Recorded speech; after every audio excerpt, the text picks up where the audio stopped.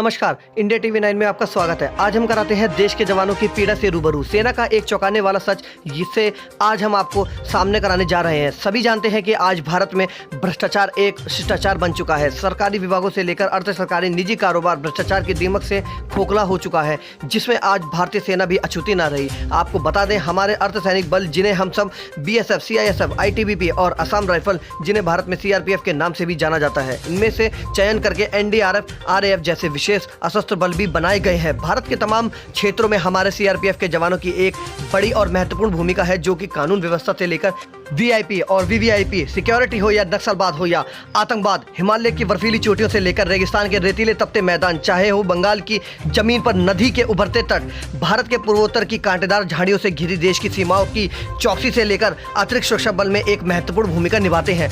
हम बता दें, देश के सबसे पुराने अर्धसैनिक बल असम राइफल सेना ब्रिटिश काल में 1835 में स्थापित किया गया था। ये भारत का इकलौता ऐसा बल है जिसमें अपने कैडर के अधिकारियों की UPSC के माध्यम से नियुक्ति नहीं की जाती। इस बल की कोई निश्चित स्थायी डेफिनेशन नहीं बनाई गई। एक तरफ से बल पर भारतीय सरकारों का हमेशा से सौतेला व्यवहार रहा है, जबकि 18 सितंबर 1972 में भारत सरकार द्वारा एक विधेयक पारित किया गया था कि असम राइफल में उनके कैडर के अधिकारियों का निर्णय किया जाएगा और बल में बनाए गए विधेयक पर ही बल को संचालित किया जाएगा। परंतु अभी तक किसी विधेयक के आधार पर किसी भी प्रणाली में कोई भी संचालन नहीं किया गया।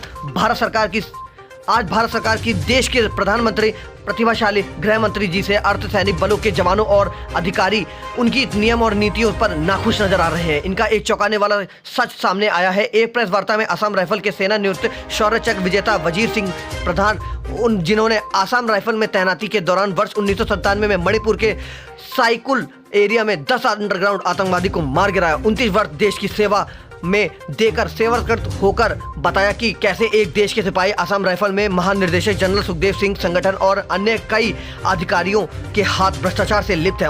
उनका आरोप है कि संगवान ने 100 करोड़ से ज्यादा के भ्रष्टाचार को छुपाया। उन्होंने बताया कि सेकंड इन कमांडर ओम दत्त शर्मा ने इस संबंध में आवाज उठाई और सुनवाई न हो पाने पर असम हाईकोर्ट में एक याचिका भी दायर की, जिसके आदेश की अवमानना भी की गई है। ओम दत्त के परिवारजनों का आरोप है कि आवाज उठाने पर उन्हें उनके ही घर में बंधक बनाकर उन्हें लैपटॉप, कंप्यूटर, जो कि सोशल मीडिया से जुड़े तमाम चीजों को लेकर भ्रष्टाचार के विरुद्ध सबूत से सब कुछ छीन लिया। इस संबंध में पेश है हमारे संवाददाता विजेंद्र गुप्ता की खास रिपोर्ट। बात करते हैं किरणपाल जी से, जो अर्धसैनिक बल से पिछले 4 सालों से जुड़े हैं और इस तरह की सेना में फैले भ्रष्टाचार या तमाम मुद्दों से अवगत कराते हैं और इसमें एक लंबे समय से लड़ाई लड़ रहे हैं। तो इसी विषय में आज इन्होंने प्रेस कॉन्फ्रेंस के जरिए जो बात की है, तो बात करते हैं।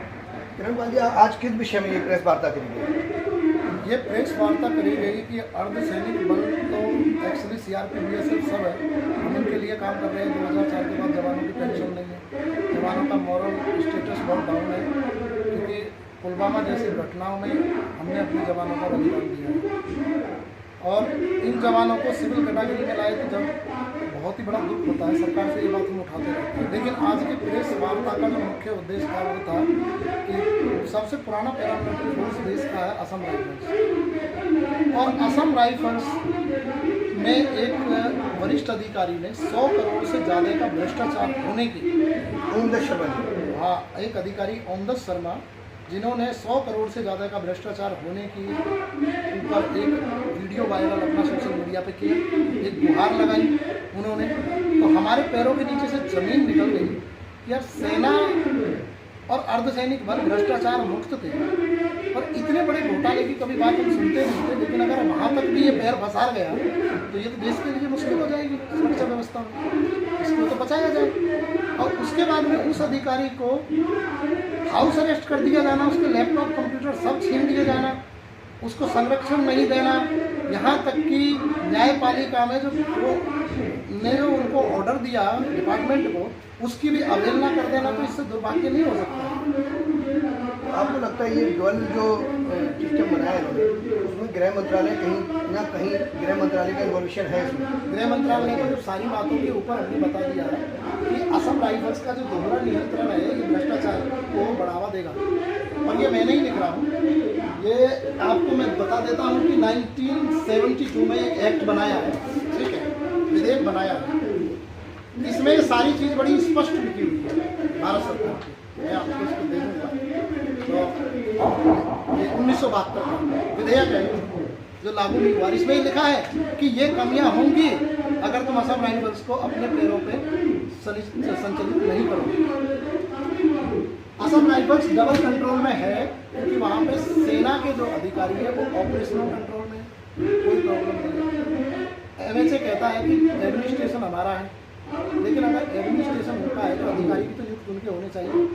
अब जो वहाँ पे 20% जवानों से अधिकारी बनाए जाते हैं, जैसे उमेश शर्मा साहब थे, अगर वो अपनी आवाज़ उठाएंगे तो क्या 80% जो वहाँ डेपुटेशन वाले एक कैटेगरी के हैं वो उनकी आवाज़ को उठने देंगे? नहीं। और अगर उठने देते तो वहाँ सारे तो सेना के अधिकारी ईमानदार भी तो होंगे ना कुछ। फिर ये आवाज़ वहीं पे क्यों बंद करी जा रही है नॉर्थ ईस्ट के अंदर? भाई जो भ्रष्टाचारी जिसने किया, सबने तो नहीं किया, किसी एक ने किया होगा, 2 ने किया होगा, 3 ने किया होगा, उनको बाहर निकाल के उनको सजा दी जाए।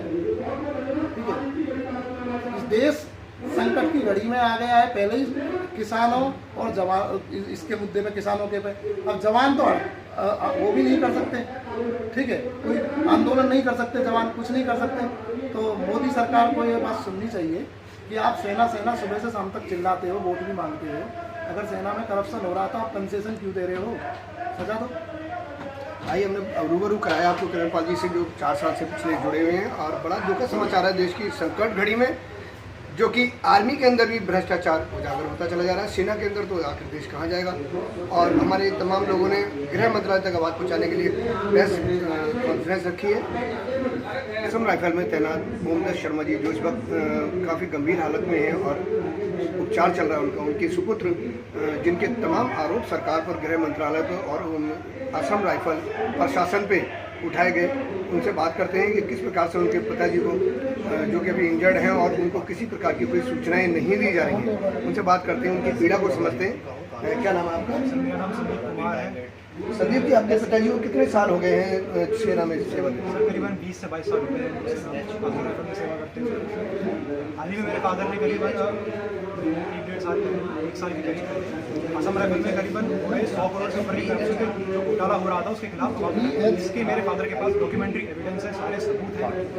उसकी खबर मेरे फादर ने थ्रू प्रॉपर चैनल एमएचए को दी और द प्राइम मिनिस्टर्स ऑफिस को और AGR को भी बताया, असम राइफल को भी बताया कि आप इसमें जांच करें, जो हो रहा है ये गलत है। जब मेरे फादर ने ये करा और उसके बाद ये बात जब उच्च अधिकारी को पता चली, मेरे फादर को मेंटली हेरेस करने के लिए, टॉर्चर करने के लिए उनका फ़ोन, उनका लैपटॉप उनसे छीन लिया गया, एक अफसर से छीन लिया गया, जिससे कि वो आगे किसी भी तरीके का डॉक्यूमेंट ना बना पाए और आगे अपनी आवाज़ ना उठा पाए।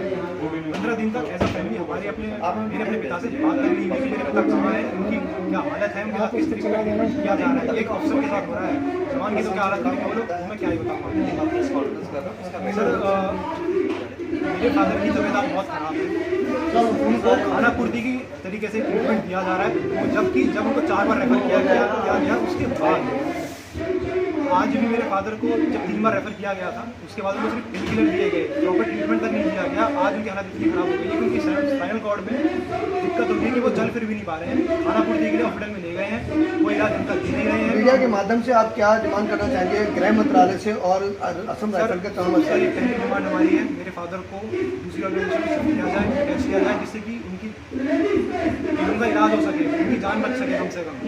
और दूसरी डिमांड हमारी ये है कि एक थर्ड पार्टी से इंक्वायरी बैठाई जाए, जो उन्होंने सबूत दिए हैं उसके ऊपर इन्वेस्टिगेशन हो और जिन्होंने भी ये काम किया है उनके ऊपर कार्रवाई की जाए।